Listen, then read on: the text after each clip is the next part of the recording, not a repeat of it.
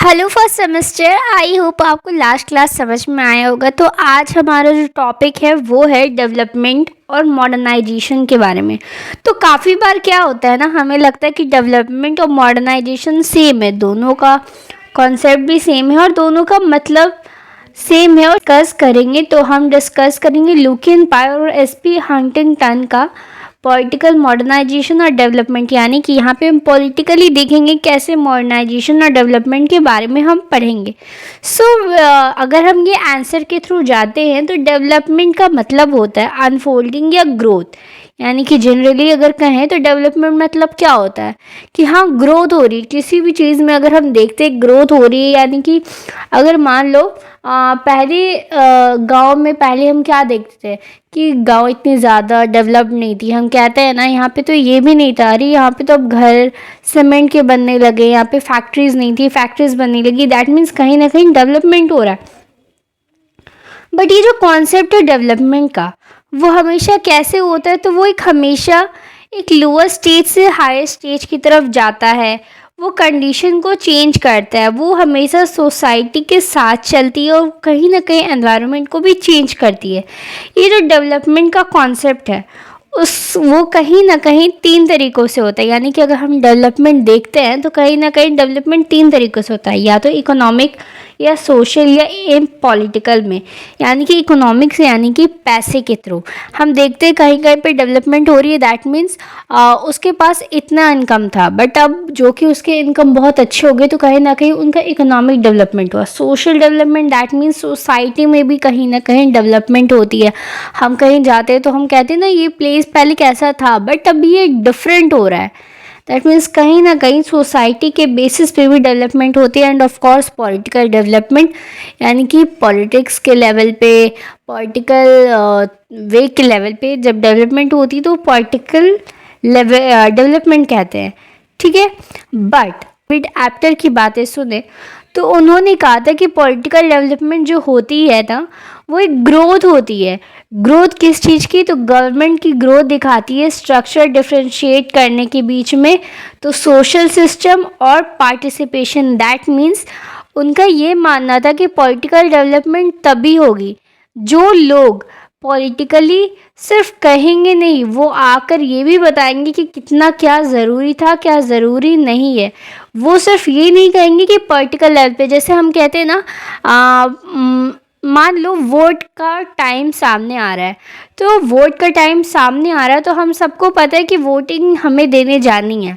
But इसमें से मान लो कि फैमिली में 10 लोग हैं तो उस 10 में सिर्फ 4 लोग जाएंगे पार्टिसिपेट करने और वो 10 लोग में सिर्फ 4 लोगों ने वोट दिया, बाकी के 6 वोट वेस्ट हो गए। दैट मीन्स पॉलिटिकल डेवलपमेंट तब होगी जब जितने लोग हैं वो सब पार्टिसिपेट करेंगे सोशल सिस्टम के साथ। सोसाइटी वो सारी वो जो फैमिली है वो सब जाकर अगर पार्टिसिपेट करेंगे तभी कहीं ना कहीं पॉलिटिकल डेवलपमेंट होगी, ग्रोथ होगी, गवर्नमेंट को हम चुन सकेंगे। ये सारी चीज़ें डेविड एप्टर ने बताई। लुकिन पाई ने अपनी एक बुक में, तो आपका शॉर्ट क्वेश्चन आ सकता है कि कौन सा बुक है जिसमें लुकिन पाई ने ये बताया है, तो एक्सपेक्ट ऑफ पॉलिटिकल डेवलपमेंट उनकी एक ये बुक है, फेमस बहुत है और ये क्वेश्चन के शॉर्ट क्वेश्चन के लिए आती है, एस्पेक्ट ऑफ पॉलिटिकल डेवलपमेंट। तो इस बुक में उन्होंने ये बताया है कि कितना ज़्यादा ज़रूरी है पॉलिटिकल लेवल पे हर एक लोगों का इन्वॉल्वमेंट होना, क्योंकि कहीं ना कहीं एक देश की स्टेट की उन्नति कहाँ से दिखती है, तो यही सारे इन्वॉल्वमेंट से दिखती है लोगों की। पाई ने फिर ये भी कहा कि ये जो लेबर है, यानी कि कहीं ना कहीं जब लोगों का डिवीज़न होता है काम के बेसिस पे, डिवीज़न ऑफ लेबर, ये सब कहीं ना कहीं एक डेवलपमेंट की ओर दिखाता है। यानी कि अगर जितने ज़्यादा लोग काम कर रहे हैं, यानी डैट मीन्स कहीं ना कहीं अगर एक स्टेट है उस स्टेट में हर लोग काम कर रहे हैं, हर लोग अपने वेलफेयर के लिए, अपने डेवलपमेंट के लिए, अपनी और ज़्यादा बेटर लाइफ के लिए जब काम करते हैं तो कहीं ना कहीं ये सभी एक डेवलपमेंट की ही ओर लेकर जाती है। उन्होंने ये भी कहा कि एक डेवलपिंग कंट्रीज़ के लिए बहुत ज़रूरी है वहाँ के लोगों का काम करना। इनफैक्ट वो इकोनॉमिक लेवल पे भी डेवलप होगा, इनफैक्ट सोशल लेवल पे भी डेवलप होगा। तो उनका ये मानना था। और कहीं ना कहीं ये सारी चीज़ें एक western type of liberal democracy को भी दिखा रही थी। इनका ये भी कहना था, उन्होंने ये भी कहा इसी के साथ साथ, और कहीं ना कहीं हमें इकोनॉमिक को भी अपनी ओपन रखना चाहिए। दैट मीन्स हमें मार्केटिंग करनी चाहिए, फ्री ट्रेड करना चाहिए, हमें इंटरनेशनल लेवल पे भी हमें एक्सचेंज करना चाहिए कॉल, और जो भी चीज़ें हैं हमें एक दूसरे से एक्सपोर्ट इंपोर्ट करना चाहिए। यानी कि कहीं ना कहीं वो एलपीजी की पॉलिसी को अपनाने के बारे में हमें बता रहे थे। वो कह रहे थे कि बहुत ज़रूरी है, अगर हम चाहते हैं डेवलपमेंट हो तो डेवलपमेंट में ये चीज़ें बहुत ज़रूरी होती है कि हमें अपनी मार्केट को खोल के रखना, हमें ओपन मार्केट रखना, ना कि क्लोज। हमें ओपन मार्केट इकोनॉमी रखनी है ताकि हम हर तरफ से डेवलपमेंट की ओर बढ़ सकें। अगर मान लो इंडिया की क्लोज्ड इकोनॉमी होती, हम बाहर से कुछ एक्सपोर्ट नहीं कर पाते, यहाँ से इंपोर्ट कुछ नहीं होता, तो क्या डेवलपमेंट होती? नहीं होती। बट जो कि यहाँ हमारी इंडिया की इकोनॉमी ओपन है, डैट मीन्स कहीं से भी कुछ भी हम सामान ले सकते हैं, आउट ऑफ इंडिया भी हमारे सामान आते हैं और इंडिया की भी सामान बाहर जाते हैं। तो ये कहीं ना कहीं ये सारी चीज़ें डेवलपमेंट की ओर दिखा रही है। अब ये तो था डेवलपमेंट के बारे में। मॉडर्नाइजेशन क्या होता है, मॉडर्नाइजेशन कैसे पॉलिटिकल डेवलपमेंट से रिलेटेड है, ये बात हम डिस्कस करेंगे। सो मॉडर्नाइजेशन एंड पॉलिटिकल डेवलपमेंट जो है वो रिलेटेड है, यानी कि कहीं ना कहीं वो एक दूसरे से इंटर रिलेटेड है। कैसे? तो डेवलपमेंट को कभी कभी मॉडर्नाइजेशन भी कहा जाता है। वाई, हाउ, ये हम पढ़ते हैं।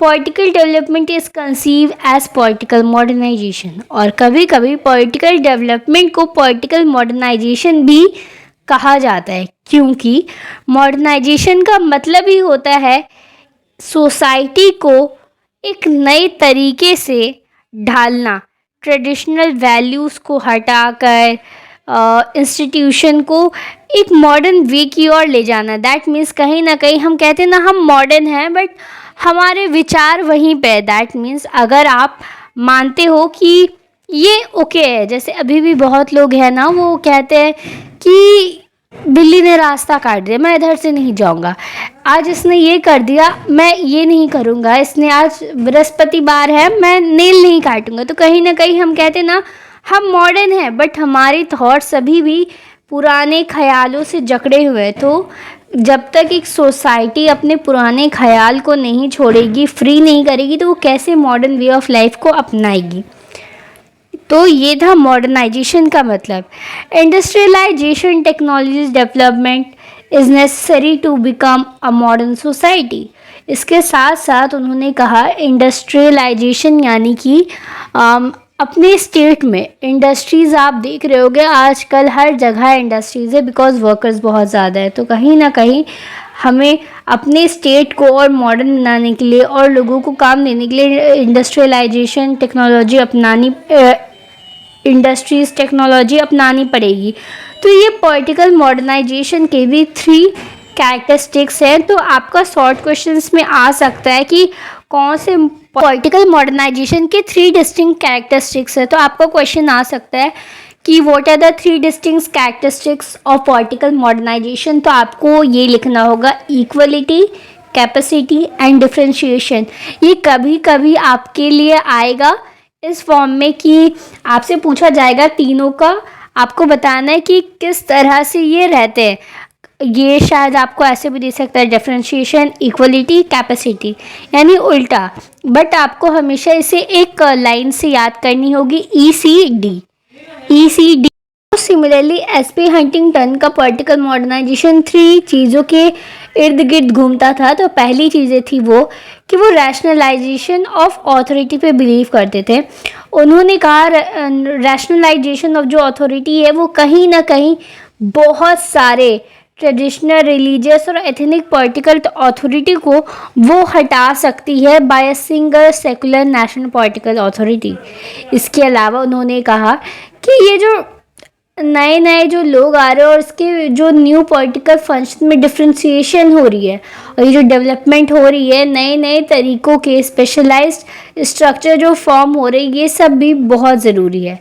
इसके अलावा उन्होंने कहा पॉलिटिकल मॉडर्नाइजेशन को कहीं ना कहीं हमें इस तरह हम इंक्रीज़ कर सकते हैं अगर लोग बहुत ही ज़्यादा पॉलिटिकल पार्टिसिपेशन देंगे, यानी कि कहीं ना कहीं लोगों का भी पार्टिसिपेशन बहुत ज़रूरी है। तो पॉलिटिकल पार्टिसिपेशन बहुत ज़रूरी है लोगों का, तो ये लोगों को पार्टिसिपेट कैसे करवाएंगे? तो ऐसा कर सकते हैं वो लोग कि उनके पर्टिकुलरली इंटरेस्ट के लिए वो कोई ग्रुप बनाएं। जैसे अगर कुछ इंसानों को इस चीज़ में इंटरेस्ट है तो उस पर्टिकुलर इंटरेस्ट से ही रिलेटेड एक पॉलिटिकल ग्रुप बनाए और फिर वही लोग उस ग्रुप से कनेक्ट होके और ज़्यादा लोग को पार्टिसिपेट करवा रहे। तो कहीं ना कहीं पॉलिटिकल पार्टिसिपेशन बहुत ज़रूरी था, एसपी हंटिंगटन का कहना था। So that was the views of both the writers. तो अब हम कंक्लूज़न देखते हैं। At last we can see that political modernisation shows its interconnection with social mobilization, a process by which major cluster of all social, economic and philosophical commitment are eroded and people become available for new pattern for socialization. The specific qualities of political development would be manifest in responsible and rational governmental behavior. तो कहीं ना कहीं हम देख सकते हैं कि society जो हमारी है वो कहीं ना कहीं पॉलिटिकल मॉडर्नाइजेशन को बहुत दिखाती है और कहीं ना कहीं सोशल मोबिलाइजेशन से मिली हुई है। दैट मीन्स सोसाइटी आजकल हमारी बहुत ज़्यादा ही मोबाइल से मोबिलाइजेशन का कहने का मतलब हम लोग बहुत ही ज़्यादा मतलब सोसाइटी हमारी आजकल बहुत एक्टिव हो चुकी है और वो अगर चाहे तो बहुत कुछ सारी चीज़ें कर सकती है। और इसी तरह हम देख सकते हैं इसी सारी चीज़ों से पॉलिटिकल डेवलपमेंट भी हो सकता है और सोशलाइजेशन भी हो सकता है और न्यू क्वालिटीज़ न्यू पैटर्न्स बन सकते हैं। सो ये था हमारा आज का topic. I hope you understood and if you have any doubt please ask me. और मैं कुछ आज शॉर्ट क्वेश्चंस दे रही हूँ, आप प्लीज़ एंड तक वीडियो देखें। मैंने कुछ शॉर्ट क्वेश्चंस दिए हैं ताकि आप उसे पढ़ सको एंड ऑफ कोर्स एग्ज़ाम में प्रिपेयर कर सको। ओके, सो आपका first question is what is development. दूसरा है what is political development, modernisation, comparative politics, Lucian Pye का book 3 distinct characteristics of political modernisation.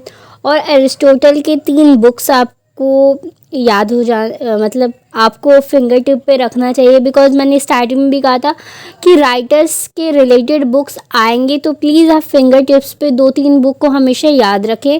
और ऑफ कोर्स एसपी हंटिंगटन का political modernisation जो 3 चीज़ों के अराउंड इन्वॉल्व करता है, ये सारी चीज़ें आपके 2 मार्क्स के लिए भी आ सकती है एंड समटाइम्स 5 मार्क्स में भी आ सकती है। तो 5 मार्क्स में जब आएगी तो ऑफ कोर्स आपको स्टार्टिंग में डेफिनेशन लिखना होगा और फिर कुछ थोड़ी एक्स्ट्रा बातें, बट हाँ मेक श्योर करो ये सारी चीज़ें ना बहुत इम्पॉर्टेंट है।